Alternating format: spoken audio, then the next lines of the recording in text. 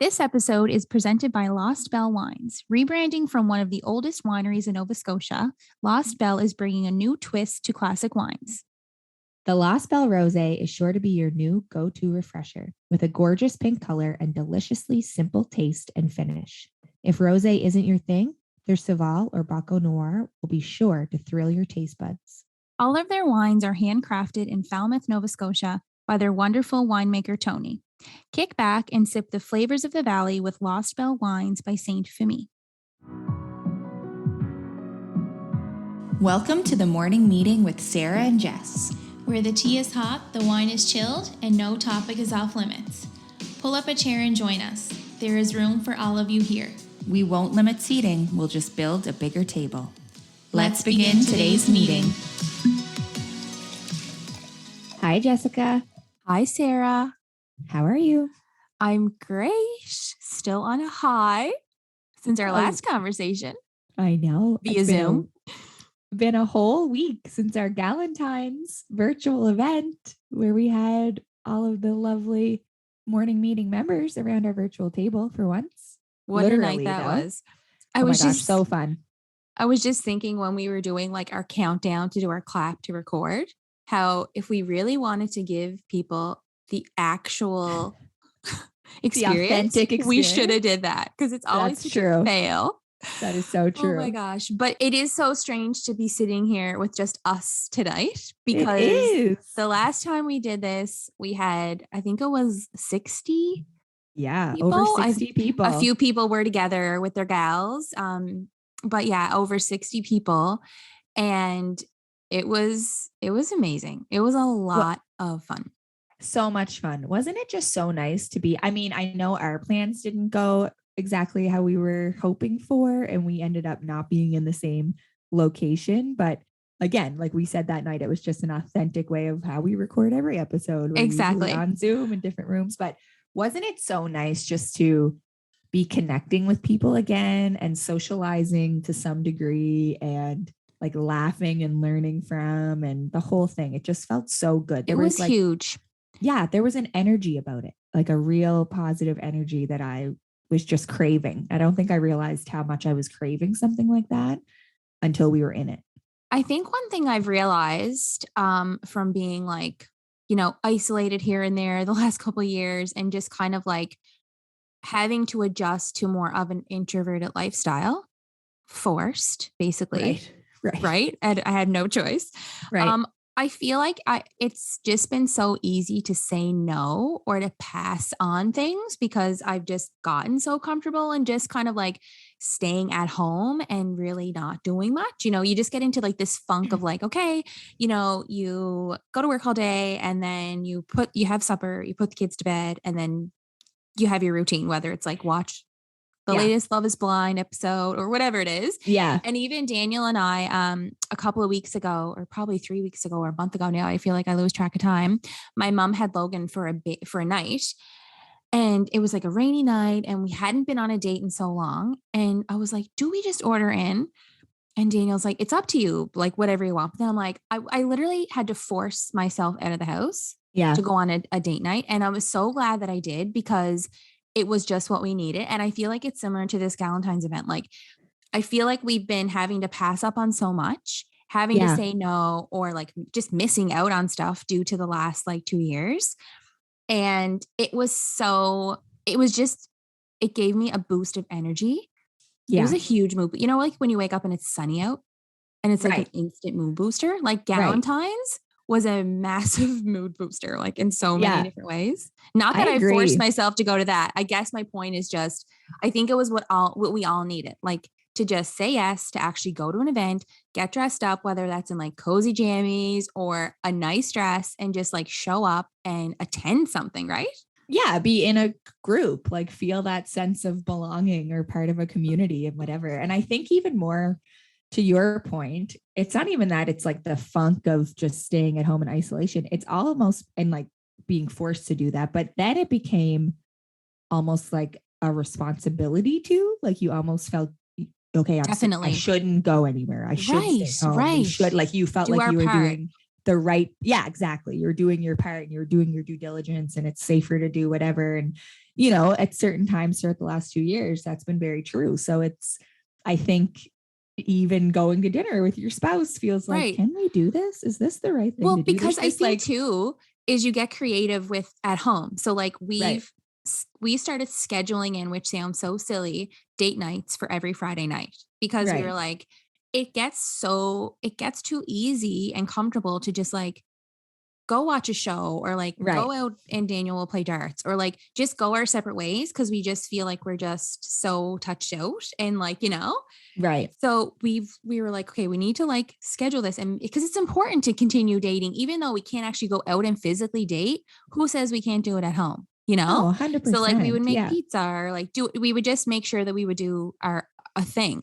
But then you get so used to doing it at home that it's like, oh, the real world. Like I you know don't when we even went think out, of it anymore. it's so true. When we went out for Pat's birthday at the end of January, I literally said to Pat when we walked in the restaurant, what do we do? What are we supposed to do in here? Like I forget Right. how to socialize. And then we saw someone come into the restaurant, sit at a table with other people. And I was like, can we say hi? Do we not go to that? What are the Oh, it's rules? so Do we say weird. hi? Do we not say hi? Do we go over? Do we not? But it's just because we haven't been out in so long that we just, you forget like social etiquette and what you're And supposed to do there. it was really normal for a really long time. Yeah. Like if you think back to the last, I don't know, like not these last few months, but up until that, we were kind of really living a pretty normal life. Right. If you were vaccinated, of course. I know Right. there's that whole other piece. If you're not, then no, you wouldn't be. But like we were able to like do all the things if we wanted. And then Yeah, it but was like, but you did and yeah. then didn't really. But then this whole new piece, it was like you were starting all over again, and then you got into like a new funk, you know? Yeah, But and yeah, when it hit again and the like restrictions went, tighter and all of that, it felt like it like doubled down on the really like we're here again. It just was was so painful. defeating. Like it felt very defeated, I think, in that Yeah. sense. But anyway, back to Galentine's. It gave us the energy we needed. It gave us the excitement we needed. We were just on a high afterwards. We stayed up way too late past our bedtime, but we couldn't believe we threw that event together in a few weeks. We had the idea. We were itching to get the Galentine's together, but the podcast listeners and supporters and just everyone together, we wanted to do an event for so long and we knew we couldn't in person. And we were like, okay, this is it, virtual. Let's do it. And we had such great support from our local businesses, from people in the community for attending, but also who were so willing to participate, who were willing to donate. It was incredible. And everyone did so well. It was so fun. It was the perfect mix of laughter and like learning new things and it was being so educated. fun. And yeah, it was such a great time. So we want to thank everyone who made that event a success for us. Mark, the producer from BNV, Paige, our extraordinary tech guru behind the scenes, Evergreen Spa Studio, Alicia and Leah, Jenna Ray Interiors, Jenna Dunlop, Jenna and Cheryl McQueen from Onboards Grazing, Evan from Lost Bell by St. For Me Wines. What a night. And then there was us. We talked for a little bit. But yeah, it was really nice to connect. I'm with you there. It was just, I was on a high like the whole night and I was so sad when it was over. Yeah. I think everybody, like there was a few people that were just like kept hanging around, like didn't want the music to end either. And I'm like, yeah, I'm here with you on that. Like, it's DJ Booty played night. some good tunes. Yeah. I had a few messages from, we both did, from a few friends and a few listeners and people who just said like how great it was to get together and feel united, even if it was virtual, like even if we weren't technically in the same room, it just felt like we were, and we were part of something. And just being around like the table with a bunch of women, there's just something about that, right? Just, there's an energy to that. That's pretty special. And I think we witnessed it and we felt it. So we felt it for sure. And we hope everyone who attended that night felt it. And a part of us, when, we decided to do this virtual event, we were like, are people sick and tired of virtual? We've been doing virtual for the last 2 years. Are people just done? Remember how popular Zoom parties were at the start? Yes. And you know what? Like people were here for like like there was not the energy. It's amazing how much energy you can get from online, like from Zoom. Like we felt like I remember like watching, there was two girls specifically, Sonia and Brittany. Yes. Their energy came through, and I like the whole time I had them on my screen. Yeah. So I could see them because like they were so pumped up, and then I was getting so pumped up, like it was just so fun. I was like I'm just going to say it now. I want to hang out with you girls. Please. Yeah. Can we have a date? Definitely. Their setup was legit too. And they practiced those salami roses that Jenna taught us how to do. And they were killing it. They were beautiful. Yeah. They put them on their board. They were all in. Yeah. Their setup was awesome. Yeah. But so fun. So thank you everyone for bringing the energy, for attending. I think Sarah and I felt like a little bit of imposter syndrome because we know people listen because we see it on the back end, right? But also like the fact that you would take time out of your evening to spend it with us, and our guests, it just meant so much to us. Yeah. We know how precious every time we would get a notification that someone purchased a ticket, we would be like, oh my God. Yay. We would just do a little happy dance and send each other a little text message. And yeah, it was, it meant a lot. And we're going to do more. We're going to do some more events. Yes, that's right. And because all of you bought tickets and joined us, and every time we got one of those emails, it meant that we could just donate more to the Cape Breton Transition House. So we thank you for supporting that too. And we are already planning our next event. We are. Because there are just some pretty incredible community builders and community organizations and really special initiatives happening in Cape Breton. And I think we know that about Cape Breton.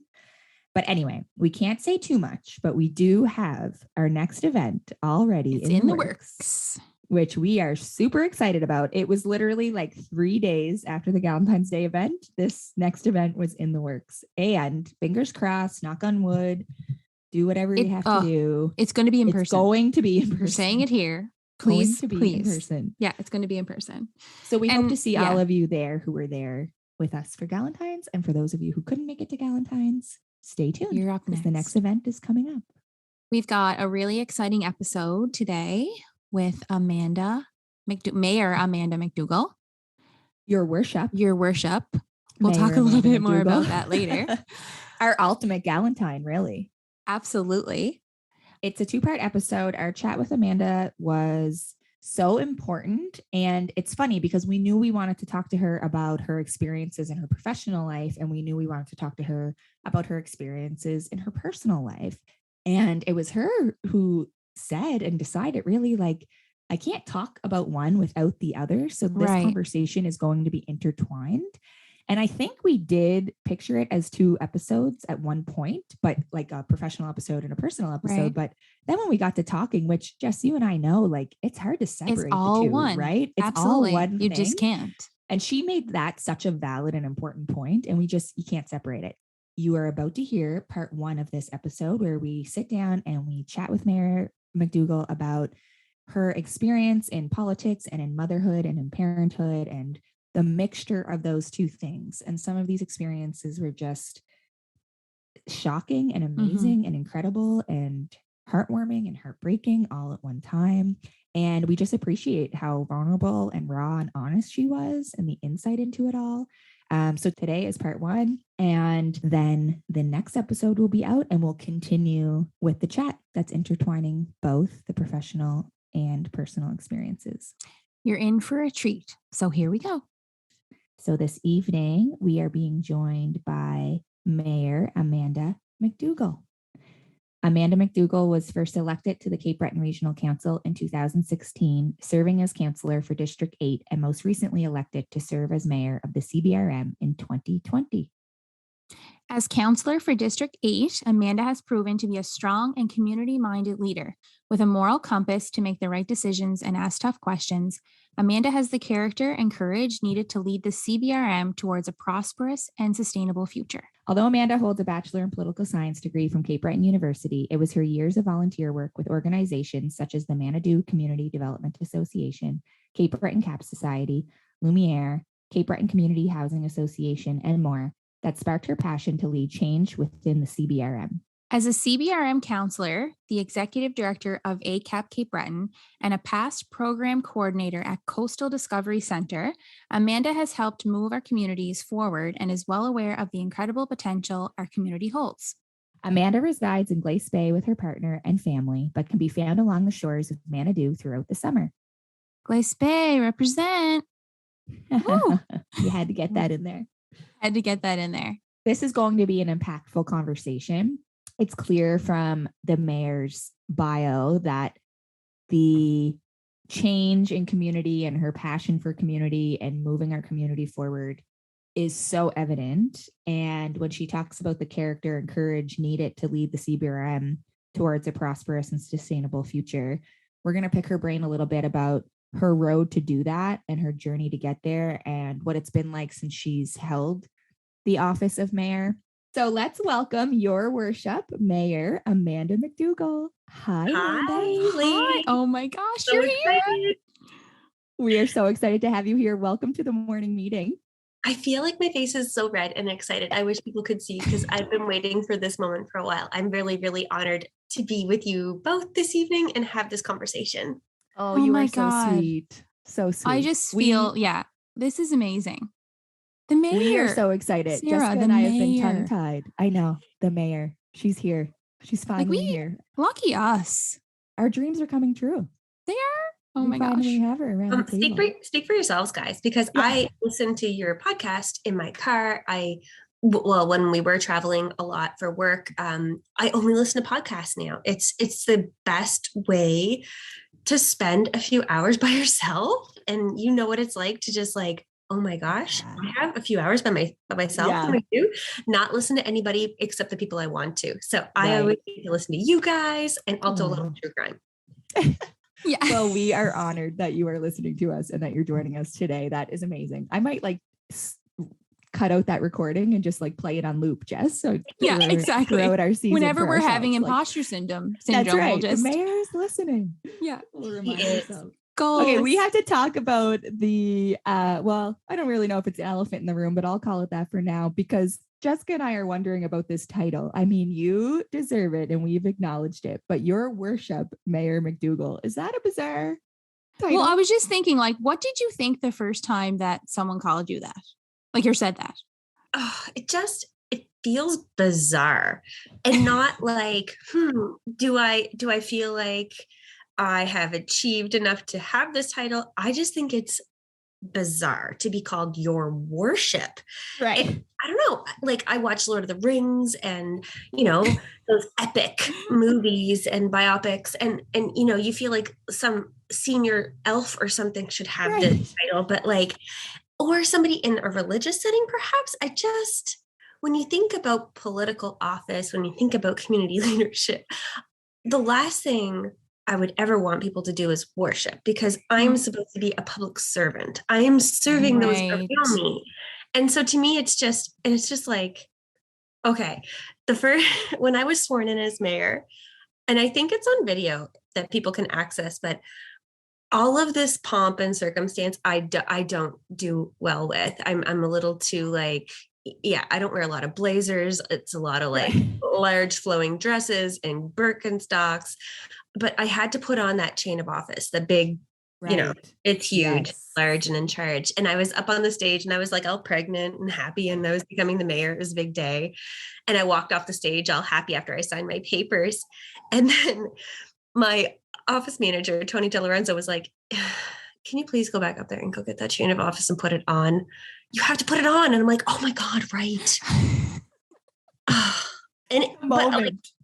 And then the second I got back to my table with my parents and like my husband and everybody there and my in-laws, they were like, this is so great. I was like, okay, yeah, I took it off. And then I freaking forgot it there. Oh my God.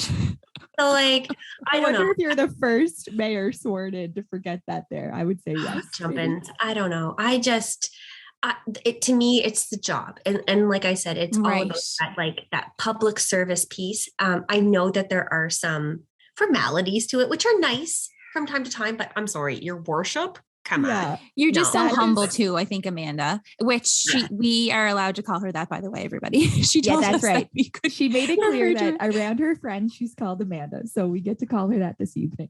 Yeah. If you guys need to call me your worship, we couldn't do this. If you, No. hi guys. Yeah. It does sound a little funny coming out. Like it doesn't roll off the tongue as easily as some others, you know, the honorable or whatever, but your worship. Right. Your worship. Well, I worship you, Amanda. We are worshiping you. I think for you're sure. amazing. I think it's so nice to hear you explain that from your perspective and hear you say the reason why it sounds a little bizarre to you. And in terms of like the public service being your priority and what your role is, it's so nice to be reminded of that is your focus in this office. You are there to serve your community. It's not necessarily about you. That's so humble of you to say. But Jessica and I were chatting before about how excited we were the night you were elected to mayor. So you have been worshipped and have been being worshipped for quite some time from those of us in the community who were rooting for you and watching you take on this role in this election with such grace and humility. And you were just a force to be reckoned with. You were so powerful in all of the ways, and you did it with grace, which is not easy to do, especially in public service, I would argue. Right, Jess? Yeah. And I have never been so involved in politics until you were running. And it's not even that you're a woman. I'm going to say that because people are going to, I'm sure, comment and say, of course, like she's one. But no, it was how you presented yourself and how you spoke and your passion behind everything. Like I couldn't not listen. I was so invested. It was so exciting to hear your passion and drive for our community. And yeah, election night, I remember my husband and I, we had like the CBC radio up. We were sitting at the kitchen table with the wine, like just glued. And we were so excited. Yeah. And when they said that you were I think it was Steve Sutherland, Amanda McDougall officially elected mayor of this, whatever it was, we were so flippin' excited. Like it was, I felt like I became mayor. I was that excited. Like it was such an exciting time. We were watching in our living room and I jumped up on the couch when it was official. And I was like, she won. And the only other time I could remember jumping like that was when Cindy Crosby scored the golden goal in the Olympics.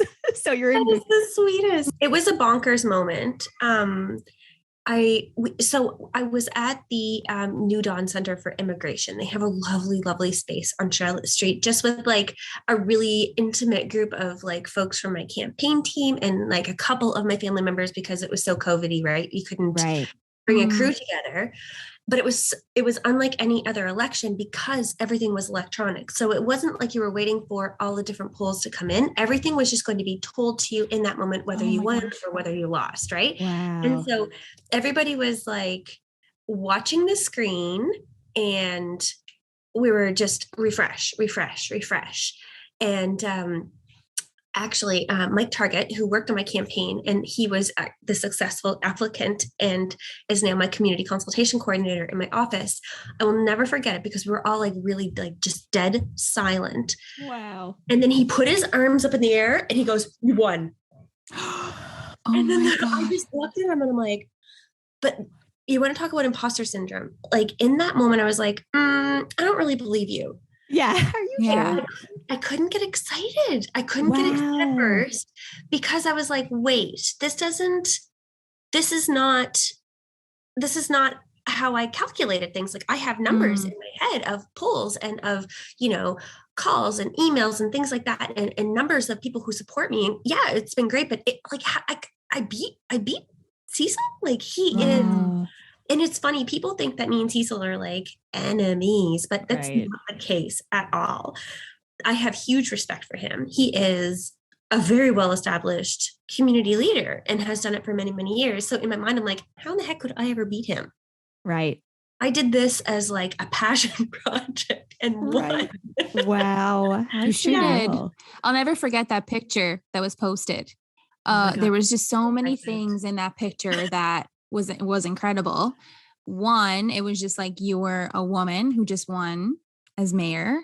Two, you were pregnant. Like it was just, there was so much so many exciting things in that picture. Like it needs to be framed and put on the wall because it's just like victory. Like that's what victory looks like right there. That's a history making photo.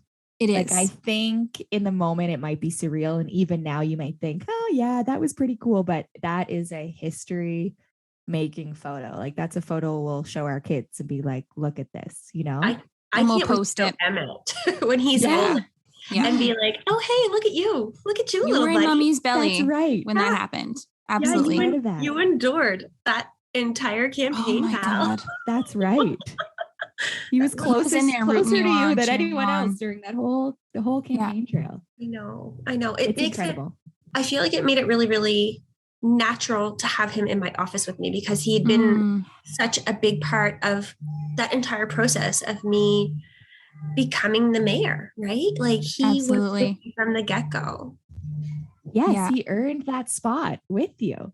Okay, It's did he incredible. ever? And now I'm pretty sure he's going to beat me in the next election. Yeah. Yeah, I wouldn't put it past him.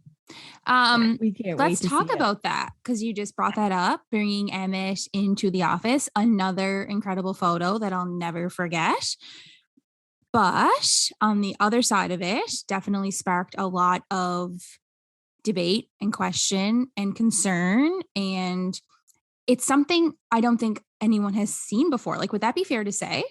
Certainly not in CBRM City Hall for sure. Right. Yeah. That it's funny. So that picture, I think that's like one of the first like viral photos I've ever had in the definition of viral. But the truth is, Emmett actually came to my office much earlier. It was 6 days after he was born was the first time. Wow. I know. And I think about that now.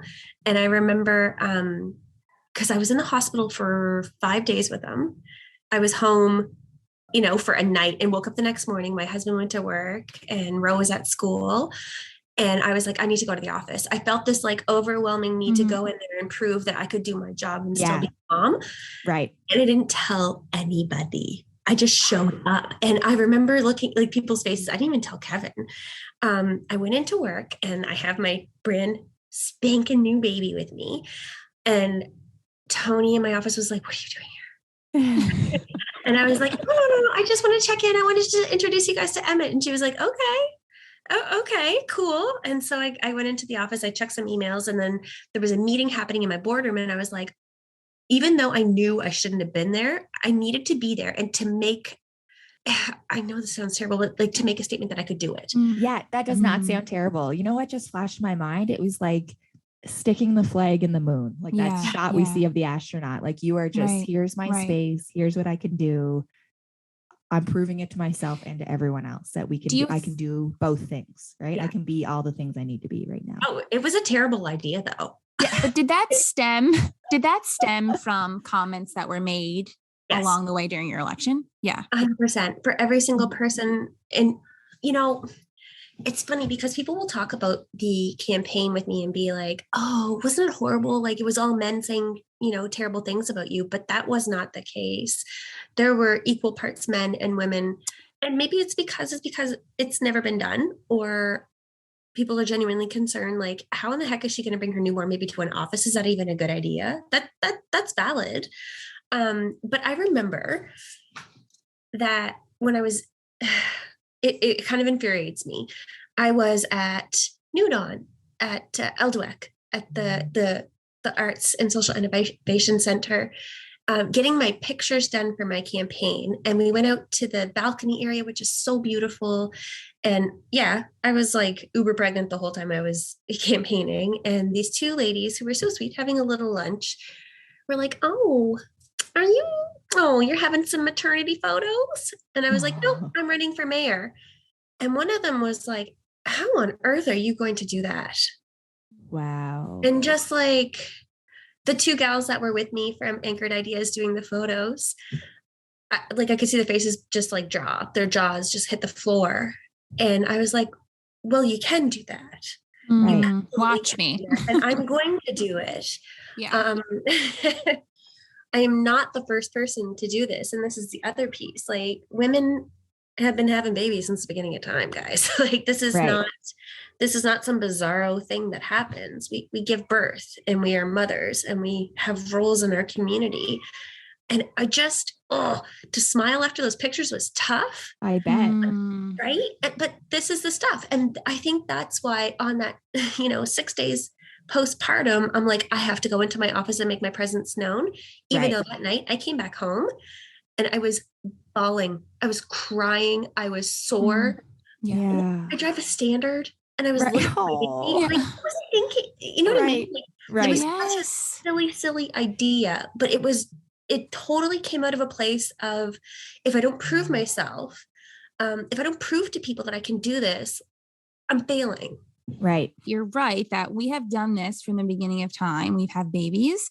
What was happening then is mothers were staying at home and that was their job, to literally just raise their kids. And the exciting thing about you in this role and showing mothers that that's not your only role, that it is okay to have other passions and to, that's what the exciting piece is, right? We need to keep breaking those barriers down because it's not our only job.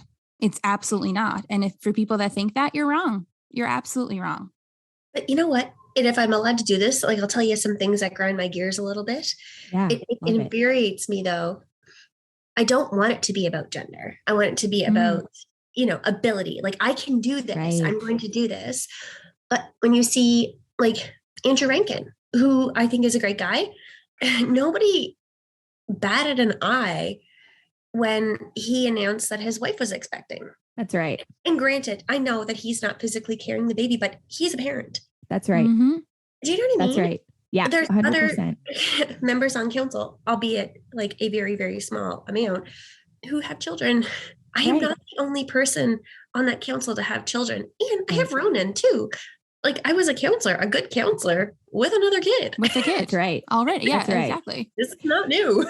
I think people have a hard time, whether it be based in their own insecurity or their social conditioning or what the history books tell them, their own family dynamics. There's so many reasons why, but I think people have a hard time remembering.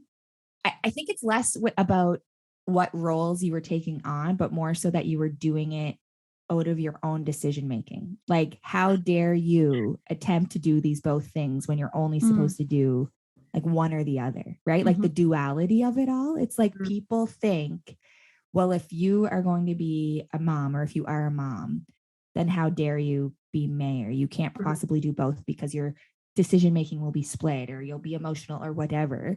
And it's so funny because you're right. It is a double standard still to this day. And although we don't want it to be about gender, it most definitely is. People still think women should be the caretakers and men should be the income earners. And that is just so infuriating and ridiculous because it's not just based in people's opinions, but that does still fuel some very important decision making and policy making and, economic scales and pay scales and the whole bit. So it's just when people are saying that, it's like, watch, like you said, like, watch me. I am going to do both of these things and I'm going to do them both well. And it's about women making their own choices too. So some women want to stay home with their children and that's their choice and that's their choice to make wholeheartedly. And that's amazing. And some people don't. And that's amazing too. And I think that scares people when women have a mind of their own to make multiple different decisions across the scale. But wait, that's not what society's telling you to do. What are you doing? Right. I know. Interesting. Like, yeah. The 1920s and 30s cigar smokers are just, they're shocked and appalled. It's funny to hear you now say like your postpartum, like that was a terrible idea, but in the moment you felt like it was the right idea because, I'm proud of you for it. And I'm also a little infuriated by it because the society, we'll say society or the environment we're in or the community we're in or the naysayers made you feel that way, right? Made you feel like you had to do that instead of just supporting you in the role that you were currently in or the priority for that day, right? So it's funny now with some clarity because I think we make so many decisions during that postpartum time. Like, Oh my what, gosh. I remember doing laundry and being like, no, I have to do the laundry. And Pat being like, this is a very minimal example from the one you just gave, but, and him being like, well, you didn't care about the laundry like 2 months ago. Why do you got to do Right? it today? But it's like, you got to prove that you can still do things. Oh, your brain is so just on edge because you just gave birth. And Right. there's no, I don't know. We talk about looking at each other with grace and kindness and are, it's such a cliche, but we don't do it to ourselves, clearly. Never. Like, I just remember even having my baby and just trying to find a way to be in control of the situation. Right. Which is ludicrous. Right, exactly. I remember thinking that, like, oh my God, I just need some sort of control. I have no idea what it is, but like, I just need to feel like I'm controlling something. Like, okay, at least I can pack my hospital bag. That's one thing I can control. Right. That's pretty much it. Like, I can decide if I want drugs or not, I guess, and whatever, but there's not a whole lot, right? It's pretty under control. Yeah. They decide how they want to come out of there. That's why when people are really, really, really strong about their birth plans, I know having birth plans are important to some people, but the friends who recently gave birth that I have, I'm like, don't have one. To you is to not have one, like to trust the professionals in the room, because you don't know what's about to happen or what's going to happen. And this is hilarious, talking about being in control and planning. So in my mind, I'm like, okay, I'm there. Great. Now let me whip up my calendar here. And so Emmett is due in December. This is what I'm going to do. I'm going to make up, like, I'm going to schedule myself, I'm going to do all of these things. And I had meetings scheduled, council meetings and agenda meetings, all those things scheduled up until like a week before Emmett was due. Yeah. And of course he came a month early. Like, yeah, yes, he did. What's that saying? Like, make plans, God laughs. In this scenario, it's make plans, your baby will laugh. Oh my gosh. And I was thinking, and I remember, like, because my fluid was low. And so my gynecologist was just like, okay, we're going to like bring you in again on Friday. And if your fluid's low, we'll induce you. And I'm like, no, I can't do that. It doesn't matter. I don't have that scheduled. It doesn't fit into my calendar. Sorry. Do you think, is it safe? Like, of course, like, obviously, of course, the care of my child was number one. I'm like, but do you think it would be okay if we did it like next week? And she was like, no, we'll see you tomorrow morning. Bye. That's not how it works. Amanda, speaking of the OBGYN, I remember, I think it was the day you announced you were running for mayor. We ran into each other. You were coming in out of the office and I was coming into like running to an appointment, and you must have been coming from one, but I didn't know that at the time. And I remember seeing you and we had our masks on, but we were like, hi, how are you? Good. How are you? Like, quick hellos. And there was like an excitement. And I remember being like, oh, I didn't even know if she would recognize me or whatever. Hi. And then it was like an hour later, I think I saw the announcement. I was in the park. Yes. And I was like, oh my God, I like grabbed my husband, like, we just saw her and I had no idea. Like, I have to send her a congratulatory message. Oh my goodness. But the excitement. And then I laughed like, oh, look at her just go to the park for her appointment to announce she's running for mayor. I'm like, oh my God, eat a bag of chips or, Oh my gosh. It was so funny because I had to tell my OB then. I was like, I should have maybe consulted you more, but I'm going to run for mayor. I'm sure this isn't going to have any impact on my pregnancy, but because, and I will be frank, there was a lot that went into making that decision. It was not an easy decision to make. I wasn't even sure I was going to run for council again. Wow. And I'm really open about the struggles. And just so you guys know, I am at home and I do have many laughing boys in the background. That is okay. That's a great sound. Saint Femi has been crafting award-winning wines from the warmth and beauty of the estate vineyard for almost 30 years. Overlooking the beautiful Avon River Valley, Saint Femi's winery celebrates the coastal terroir that has been coaxed from the earth, the sun, and the vine that root the winery in stunning Falmouth, Nova Scotia. Inspired by the impressive history and winemaking tradition at Saint Femi, comes the newest addition to the lineup, Lost Belle by Saint Femi Wines. The trio of Lost Belle wines includes Rosé, Céval, and Baco Noir. The fresh look and flavors of Lost Bell set them apart from the competition. Shop on site or online for the complete wine profile, as well as unique, locally sourced items. Saint Famille ships Canada-wide. saintfamille.com. www.st-famille.com. But yeah, so I struggled. My husband and I, we had 3 miscarriages prior to having Emmett. And then I had been back and forth to the IWK so frequently since I found out I was pregnant because, well, you have that term geriatric pregnancy. You got to right. in your 30s and be My pregnant. least favorite term. Right. It's so terrible. But also in my first scan at the IWK, the nuchal translucency, so the fluid at the back of Emmett's neck, that measurement was high. And that is an indicator of Down syndrome. So they were monitoring us and following us. There were really no flags that he had Down syndrome other than this one measurement. So we were like every 3 weeks back and forth to Halifax. I'm like, wow. Man, can I do this? Like, this is really emotionally draining because it was so COVID. It was so COVID then. So we would drive up in the morning. I would go into these appointments, just be an emotional disaster, come back out because Kevin wasn't allowed in, get back in the truck and then drive back to Cape Breton. And he's like, are you like serious about running for mayor? Like, do you think? And I don't know. It's like something deep inside you knows that you can handle it. You can do it. Also, I have an incredible group of women who are my friends. Amazing. And they are my saviors. And they kind of made the decision for me. I went out for like a chicken barbecue at one of their houses and they're like, yeah, you're running for mayor. And I was like, okay. Where all the best decisions are made at a chicken barbecue. That was one of our questions was what led you or motivated or drew you to the mayor's office to begin with? And I think an important piece of what you just said was there was a calling inside of you that you felt that draw to do it. And how amazing and impactful of you, how intuitive of you to listen to it. How often and how easily do we ignore those things? Oh, I fought it. Why do you think it won? Like, why do you think you did lead with that? And you did follow that calling, or you did answer that call, I guess.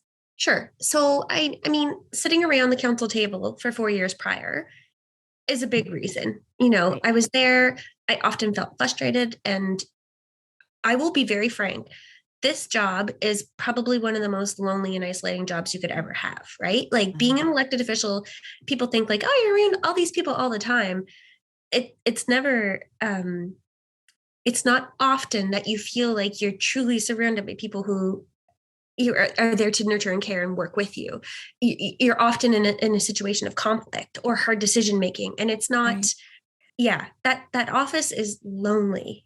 It is very lonely. And being a counselor is very lonely. And I'm not saying that for like pity or anything. It's just, it's not an appealing place to be. But if you have the supports around you to get through those days, those hard days, it's a glorious place to be because you can make change. You can do good things. You can help somebody. It could be something so small that, help somebody fix a hole in a sidewalk, and that doesn't seem like a big deal, but that's a huge deal for them because then they don't have to deal with that issue anymore, right?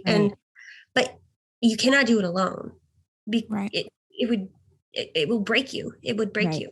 Yeah. It's the importance of the people and the connections you're making, and how to really to trust and respect the people you surround yourself with, who can help you make those important decisions in your times of like, can I do this? Should I do this? Is this the right time?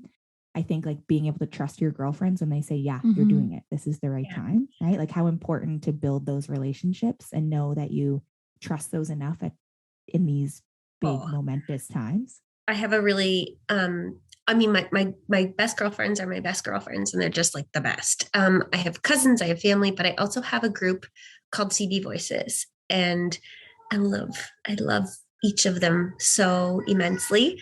Annette Verschuren is very much the reason that we are all together. And she is so generous of her time and her resources to let us go do good things in the community. Yeah, so that's incredible. Yeah, we did a lot of work around empowering female entrepreneurs for the first couple of years, and then really shifted into high gear on how the heck do we get more, not necessarily female, but like quality candidates. Yeah. Right. We want to get good community leaders in here. And so, yeah, and that was a big, big, big part of that. And obviously she supported me financially too, which was, you got, like, let's call a spade a spade. It is not cheap to run a campaign. Right. And if you don't have any money up front to like be a competitor, I want to say, it makes it harder. So she made it really easy. And I got to hire the amazing Anchored Ideas. Like, Amazing. Oh, they're incredible. Come on. When people are like, you did such a great job, all your communications were great, I'm like, call the Danielles. Yeah, the Danielles. I hired them too when I opened my business. I'm like, I need you to make my website, and there's nobody else that can do it but you. Like, please. They're amazing. Earth angels. Yeah. They're such cheerleaders, right? They want to see us do good, and it's really exciting and motivating. I think what I'm reminded of just hearing you speak about that and hearing about the CB Voices group and knowing a little bit about them and knowing some people in it. And I mean, I had few chats with Annette, very few, but every time you're just left in awe and you're inspired and it's so impactful. But hearing you speak, I'm reminded of like community over competition and how important that is, right? Like working together towards a common goal. Incredible. You, a few things that I want to go back to what you just said. I think important to note, you're pregnant, running for mayor in the middle of a pandemic. Right. When we read your bio and said like you took the mayor's office in 2020, I thought, what a year to come into this leadership role. And giving birth in a pandemic is an entirely unique experience in its own as well. And isolating and lonely. Talk about, and going to those appointments, going back and forth alone. in the IWK, the added stressors, worrying about what these things meant and these results and these numbers, and then having to go in there alone and then having to come out and tell your husband or try to remember the information the doctors just gave you to tell him those drives back to Cape Breton. It's just, can you talk a little bit about that experience and what that was like for you? I mean, if we all reflect on these past 2 years, they're not great. We might have had great moments and found some happiness, but it was really hard. When it comes to the campaign, that campaign was ugly and hideous. And I think COVID had a lot to do with that too, because people were like sitting in front of their computers, not looking people in the eye. I wasn't knocking on doors. Right. Instead, people are offered this platform where they don't have to be accountable for their words per se, because they don't have to look you in the eye when they're spouting off these horrible things. And like, nobody knew what I was going through. And I wasn't about to like go and publicize the fact that my pregnancy was challenging. I loved being pregnant. I loved all of it, but I was terrified every single day. I didn't know what was happening with my baby. I just wanted to make sure he was okay. Right. But I remember people making light of that and using that against me, like that hashtag that they started, knocked up Mandy. Oh my God. I didn't see that one. What? Yes. Yes. What is, honestly, like people, keyboard warriors. That's what I call them. We can laugh now, but I remember seeing those things and thinking to myself, like even on a great day, it's hard to see that. But when on one of those drives back, when we're trying to figure out what's going on with our little tiny baby, seeing that stuff was really tough. Yeah. But I don't know. I guess it's kind of like birth, you forget about that pain. Yeah. Because if not, how do you keep moving? Right. And, but then having a baby, like this is a whole other thing. And I'll talk about that experience, if that's okay, a little bit, because it does lead into my professional life. But having Emmett in a pandemic where I can't have like my family and my friends come into the hospital and see us, that was hard. But Emmett was also diagnosed with Down syndrome at birth. We didn't know 100% that he was going to have it. So that was really I reflect back on those moments and those days, and I often think about, I have guilt. I have guilt about crying. I remember crying a lot. And now I look at my baby and I'm like, he's such a rig. Yeah. He's this Yeah. glorious human.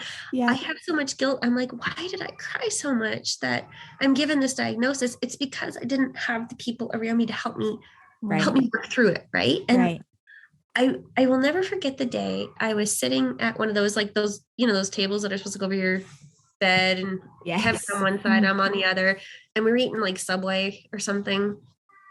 And I was crying and crying and crying. And the nurse came in and she was like, it's okay. It's really, really hard. And I was like, it is. Yeah. But so that was tough. That was really tough. And like, you have these expectations, I guess, when you're growing up of what it's going to be like after your baby is born. Yeah. You're going to have all these like little hats and shoes and everything's perfect and he's pink and rosy. Instead, for us, it was like blood draws through his brain, heart and monitors, and right. Yeah. And all of these lists of things that you're going to have to work through, and all of these barriers, and it makes it it takes away from that moment of happiness, I think, a little bit. And so it was really, really difficult. And again, then I was like, let's just go back to work. Yeah. It's a good idea. Let's just push through this. Yeah. I was not. And I admit, and I admitted this to my entire council. We had an opportunity to all be together into January. And I was like, I am not doing a good job because I recognize I have not taken the time I should have to breathe, to learn, to grieve, to cope, and then to move on. And I am taking this all out on you guys. And it was one of those, like, I had to be honest with everybody I was working with because I was not respecting them as colleagues by not working through my personal stuff. Wow. Yeah. That is so thoughtful and reflective of you to be able to look back and realize that then as well. And I think we think taking the time then seems selfish or less than, or it's proving the naysayers right, when really we owe that to ourselves. And then we owe it to all of the people around us to be able to take the time to process completely what you're going through and your new experience and this new life before moving into that professional environment, right? Like, and allowing yourself the time to process and giving yourself permission to do that is so important. And, I think, mom guilt, let's be real, every day is so real about everything and anything. It's relentless. So to hear you say, you look back now, like you see your perfect Emma and you think you feel guilt for those feelings you had, valid, because I understand the mom guilt piece, but also we're so hard on ourselves, right? Because you're judging yourself in that time and space from your current time and space. But in that initial period, that was a brand new time and space where all of those feelings you were feeling were so valid. And I'm only assuming, and if you can talk a little bit about this, great, but I feel like, is it safe to say those feelings and those tears were probably fueled by fear? What does this mean for the future?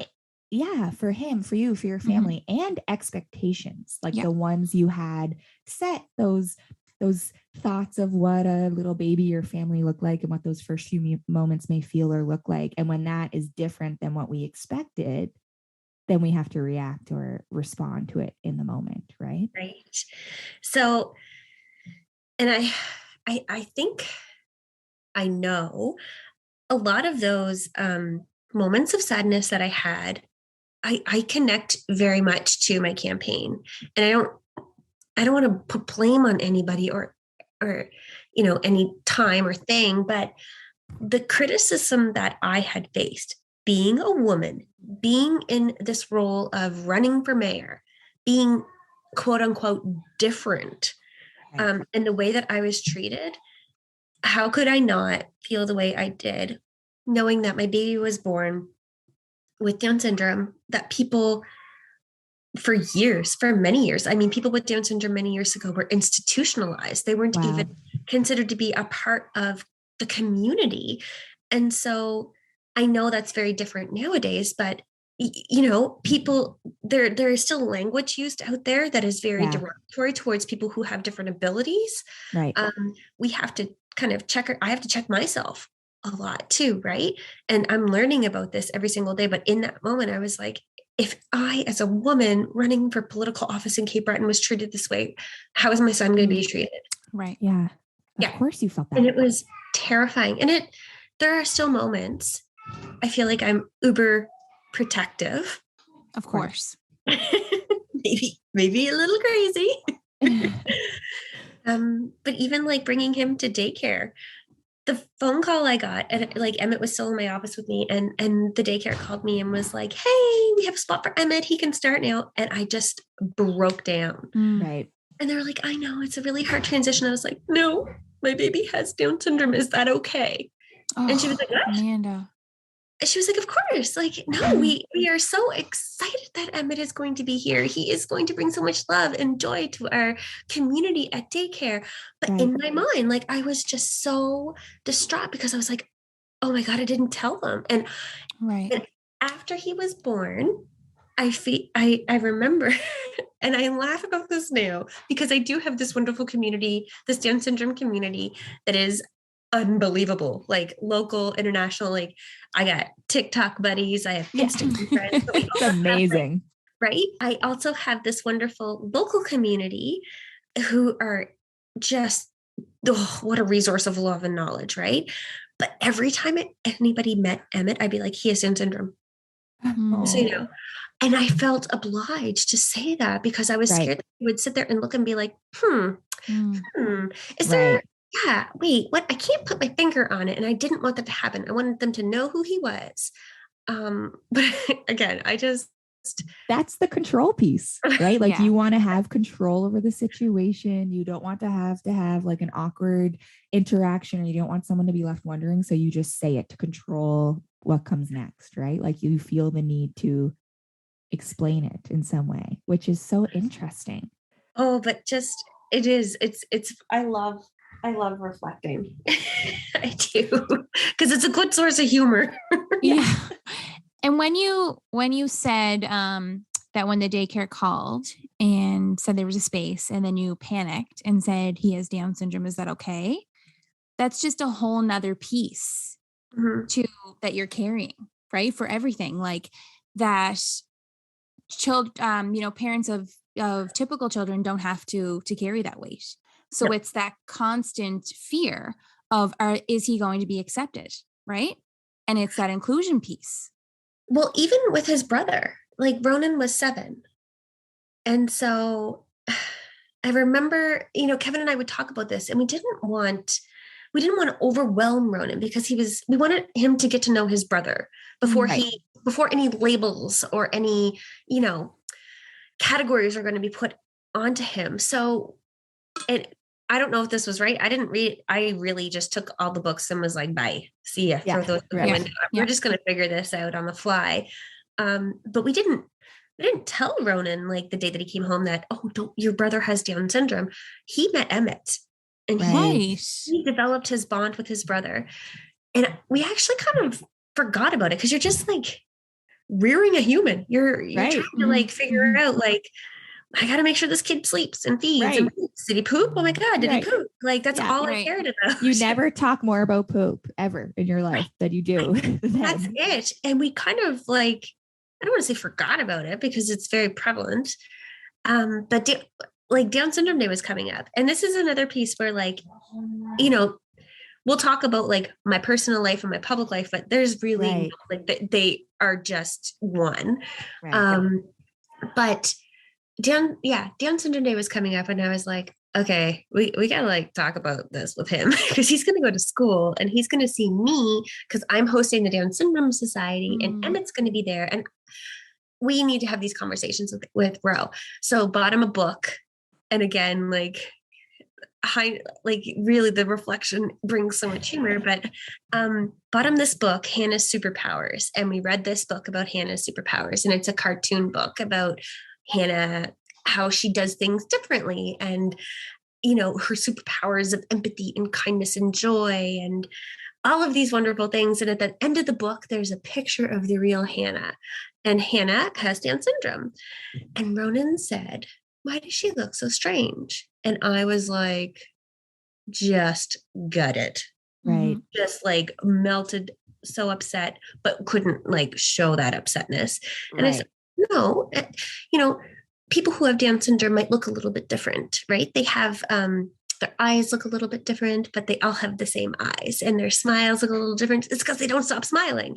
Right. And then and I asked him, I was like, do you know anybody who has Down syndrome? And he was like, no. And I was like, you do actually. Your brother has Down syndrome. And it was just like, he went quiet. Wow. So quiet. And then he kind of walked away. And we were like, uh-oh, this is not what I anticipated. But then he came back and he was like, can I take a picture with me to school tomorrow? Oh, wow. Yeah. Wow. That's powerful. So it is. Yeah. So interesting to get into his little brain to see what he was thinking when he walked away. Like, do his protective instincts jump in as a brother in those moments? And is he processing it? I mean, maybe, right? In the same way that we do as humans, like, okay, my brother, what does this mean for him? What does this mean for me? Can I take care of him? How do I take care of him? What's the protection? You know? And he is like a fierce companion and protector of Emmett. So he just wants to like hang out with his brother and take him places, but I'm like, yeah, we're not there yet. Right. Yeah. 2 more years. Yeah. Like I remember in the summertime. We were in this like in Manadoo for the summer. Oh, yeah. Hi, Emmett. Yeah. Hey. He did not get his bottle quick enough. A mother knows. Also teething, like the worst. So hard on them. It is hard. so hard on them. Those teeth. How can something so cute be so brutal? I always say like some of the worst pain in my entire life has been teeth pain. So I can't even, like as an adult, I can't even imagine what it feels like in that tiny little mouth. I envision it just being incredibly uncomfortable because it doesn't like cut through. Like their gums don't bleed. It's more of like they just move to fit so the tooth can come down. But I picture it being like, when we're like PMSing, that uncomfortable time of the month where we just feel like we could crawl out of our skin. I feel like it's that uncomfortable piece where they're just just so irritable, right? Because that's what they seem. They seem like they can crawl right into their skin. They're so irritable, but you can't do anything for them. Ronan met me in the living room. Like our room is downstairs. Yeah. And there's like 2 flights of stairs to get up here. And the baby was downstairs on the floor, like on his mat. And he just appeared in the living room. He's like, I took Emmett up here. And I'm like, oh my God. Yeah, you did. Here he is. It's like you don't know whether to be proud, excited, or like it's all of the emotions. Like, okay, we need to talk about this, but you did a good thing. Yay. It's like that parenting piece of like he's strong, but I'm like, right. Also, I've seen him fall standing. Like yes. Yeah, clumsy. Yeah, that's right. But it's like this is where parenting is so hard, right? Because Ronan thought he did like a really amazing thing. Like, look at me, look what I did. I brought up my baby brother, but then it's like the panic of like, but oh my God, you took up your baby brother. Like, you know what I mean? What if he would have fallen? Like, yeah. Parenting is, I mean, I think it's one of the most interesting things ever. Like it's so hard, but yet it's such a, can I say this? It's a mind fuck. Like it is, right? That's exactly what it is. Like it's such a mind fuck. Yeah. 100%. I don't know if either of you follow the Birds Papaya on Instagram, but I do. And she's all about like body positivity and parenthood and whatever, but her baby just turned 1 and she's a great writer and she wrote this caption and it's like the unlatching, she called it or referred to it as, but she's talking about the duality of parenthood and nothing resonated with me more. Specifically, she was talking about her breastfeeding experience and how it's coming to an end and it's time for them and whatever. But then she just referred to other examples in parenthood where you don't know it's the last time you're like you're washing your baby's hair for the last time because then they want to wash it or whatever it is. And I just was a puddle because I thought this is so true.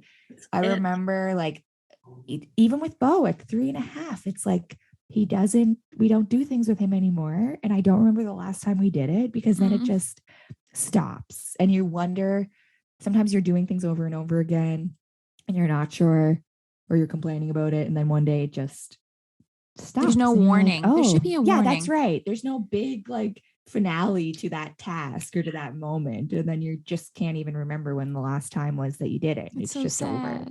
It really is. It's like but yeah, the duality of parenthood. I thought that is so true. Like challenging and enjoyable, like wild and wonderful, messy and, Oh, I know. And you can feel so much pride and sadness in the same moment. That's right.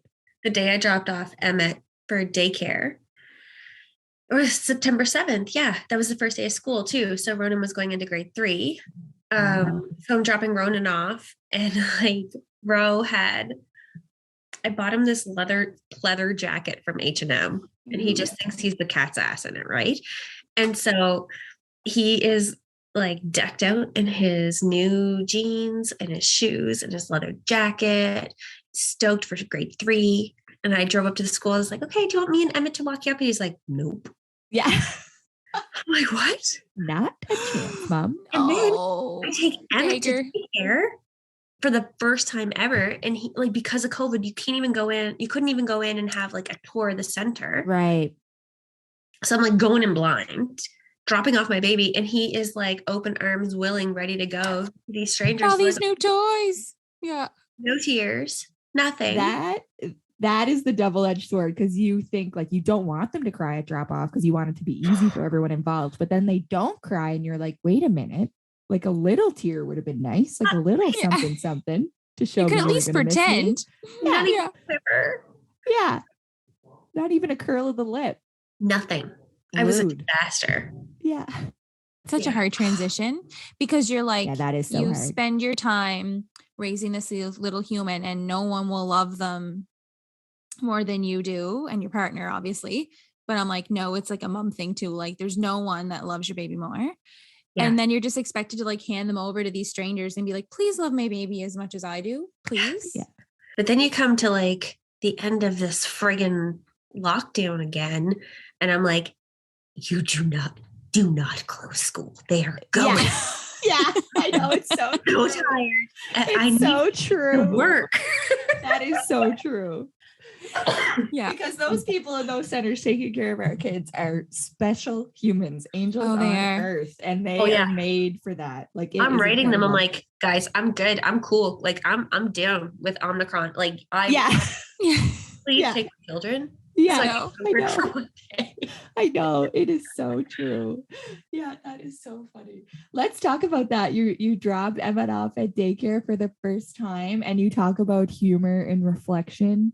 Like thinking about your worries, sending him to daycare, or worrying about what the daycare staff may have thought when they found out he had Down syndrome. How did it go, and how has it been going?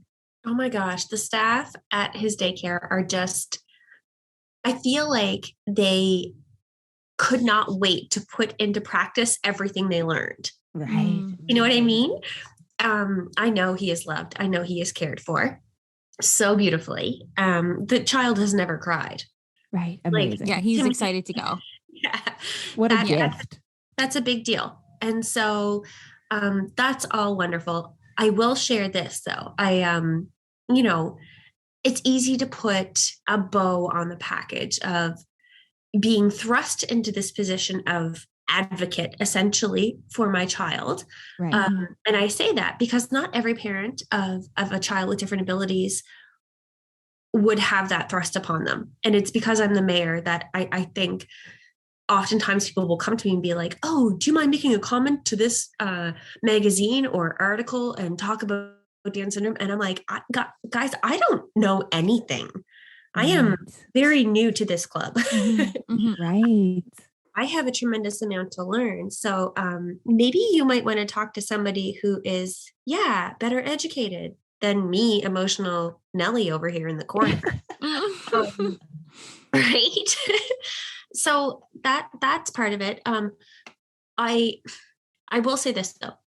When I do go in to pick up Emmett at the daycare and I see kids similar in age to him, I struggle sometimes because he is the only kiddo who is not crawling, who is not walking, This is the stuff that gets me all like Yeah. hot in the throat, right? And that those are like the real moments of, okay, I need to do more to support my boy because I want him to always, you want him to thrive. You want him to Right. succeed in life. And that stuff is tough. It's really, really tough. And it's really tough when you don't have moms that are going through the same thing to talk about that with. So I really, I lean heavily on my online community. And like I said, the Down Syndrome Society here, you wouldn't believe, like there are some beautiful little babies and lots of older children and older people.